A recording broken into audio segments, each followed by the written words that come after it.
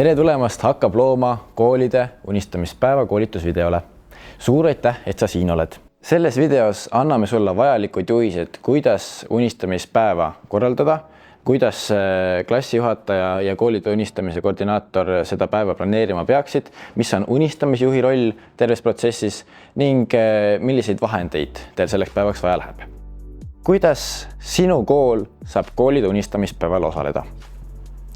Registreeri oma kool Hakkab looma koolide unistamispäevale 30. aprillil meie veebilehel hakkablooma.ee. Vali oma koolist üks õpetaja või juhtkonna liige, kes oleks teie kooli unistamise koordinaator. Kooli unistamise koordinaatori ülesanneteks on kooli unistamise planeerimine, meie kontaktisikuks olemine, kooli perele info vahetamine ja kindlasti ka igasugustele õpetajatel tekkinud küsimustele vastamine. Ja kindlasti palun tee selgeks ka kooliperele, et just sina oled enda kooli unistamise koordinaator, et nad oskaksid sinu poole pöörduda. Kuidas unistamine koolides siis üldse välja näeb? Unistamine toimub varasemalt välja töötatud formaadi järgi. Erinevatele vanusastmetele oleme välja töötanud 3 erinevat formaati. 1.–4. klassi formaat, 5.–9. klassile mõeldud ja gümnaasiumi formaat. Klassijuhataja ülesanne unistamisprotsessis on oma klassi unistamise planeerimine ning 1.–4. klassi puhul ka unistamisjuhiks olemine. Üks unistamine toimub täpselt 1 koolitunni. Unistamine toimub väikestes gruppides.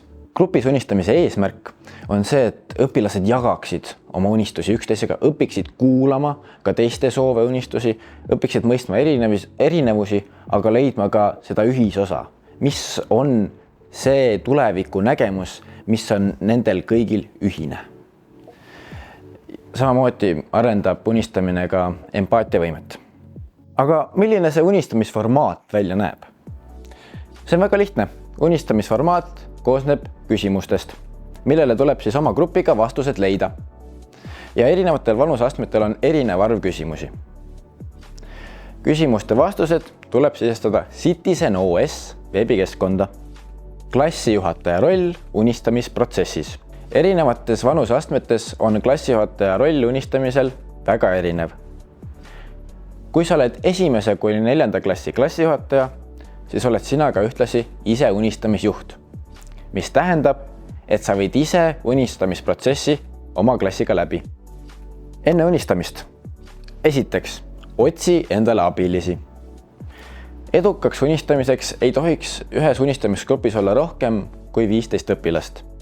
Seega, kui sinu klassis on õpilasi rohkem, siis jaga oma klass väiksemateks gruppideks ja leia endale abilisi, kes oleksid nõus siis teisi gruppe juhtima.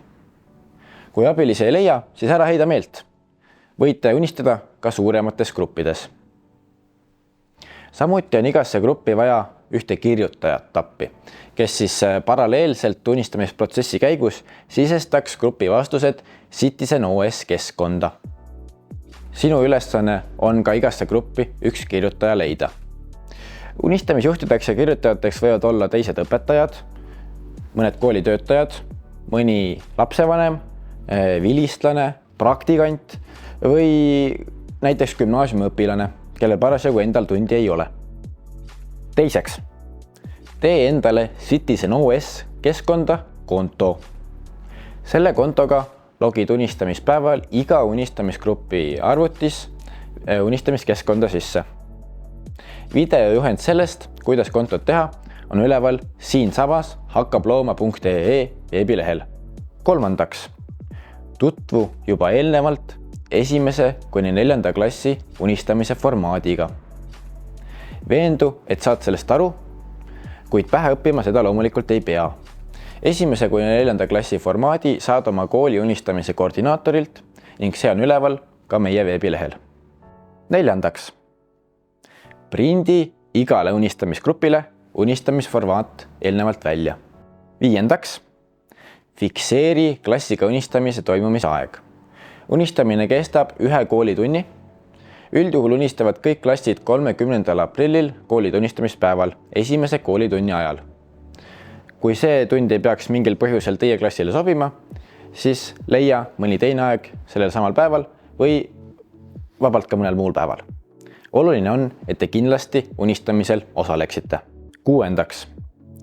Vaata kindlasti ka unistamise lühivideot hakkablooma.ee lehel ning veendu, et ka teised unistamisjuhid on seda sama videot näinud. 7. Garanteeri, et igal unistamisgrupil oleks unistamise ajaks olemas üks arvuti. See võib olla sülearvuti või tahvelarvuti, aga kindlasti peab olema arvuti, kuhu saaks siis Citizen OS keskkonda vastuseid sisestada. 8.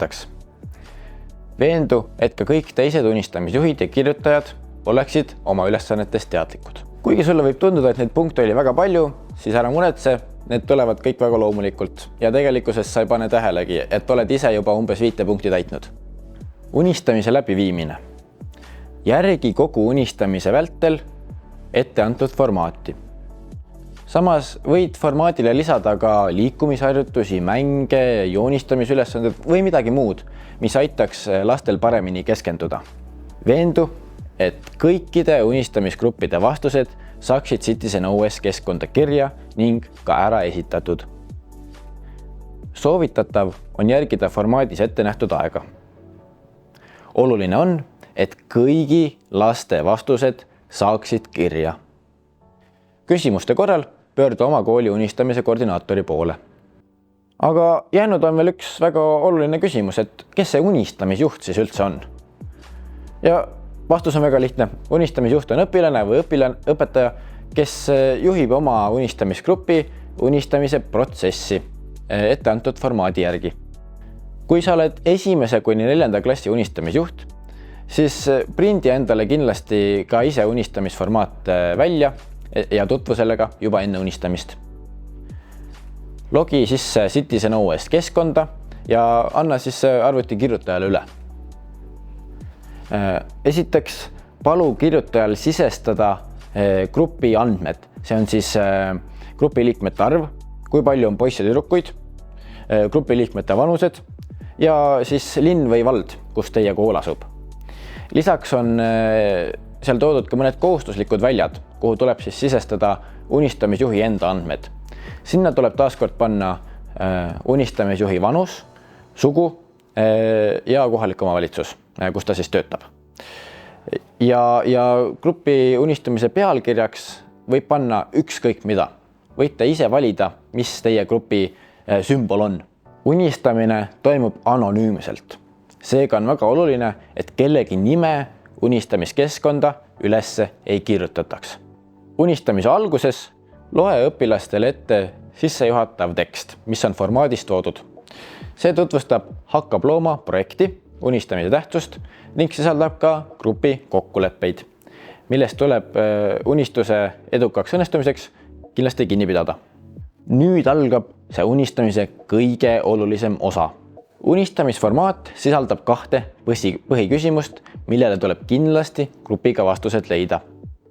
Lisaks oleme formaati pannud ka hulga abistavaid küsimusi, millest saate lähtuda siis, kui aeg jääb üle, mis aitavad teil süvitsi minna põhiküsimustesse ja mis aitavad üleüldiselt siis juttu jooksma saada. Esimene põhiküsimus koosneb 2 osast. Millest sina unistad? Ja kas mõni sinu unistus on juba täitunud? Nende küsimuste eesmärk on õpetada lastele, et nad tegelikult unistavad väga tihti, nad oskavad unistada, unistamine on väga tore ja vajalik tegevus ning unistused kipuvad ka täituma, ka juba väga noores eas. Vajadusel kasuta abistavaid küsimusi. Teisele põhiküsimusele eelneb sissejuhatav tekst, mis viib unistajad oma mõtetes aastasse 2050.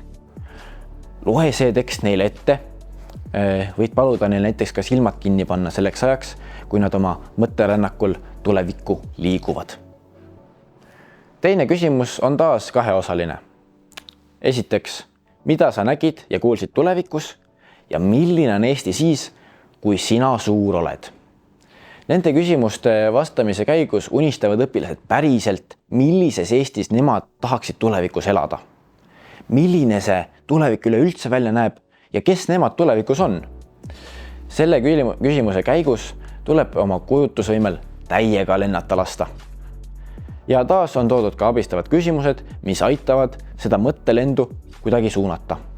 Formaadi lõpus on toodud veel lisaküsimusi, mille eesmärk on näidata, kuidas me tänasest hetkest sinna tulevikku samm-sammu haaval jõuame. Need küsimused ei ole kohustuslikud, aga võite nendele vastata näiteks siis, kui aega jääb üle. Formaat lõpeb tänusõnadega ja selgitusega, mis nendest unistustest siis ikkagi edasi saab. Palun loe ka see kindlasti unistajatele ette. Kui unistamise vahele võib põimida teemakohaseid mängulisi liikumisharjutusi, mingisuguseid joonistusülesandeid või midagi muud lõbusat, mis aitaks lastel paremini keskenduda. Sest oleme ausad, 1. kuni 4. klassi lapsed ei pruugi suuta 45 minutit lihtsalt istuda ja unistada. Aitäh, et asud unistama ja kuulasid selle video ära. Soovin sulle imelist unistamist.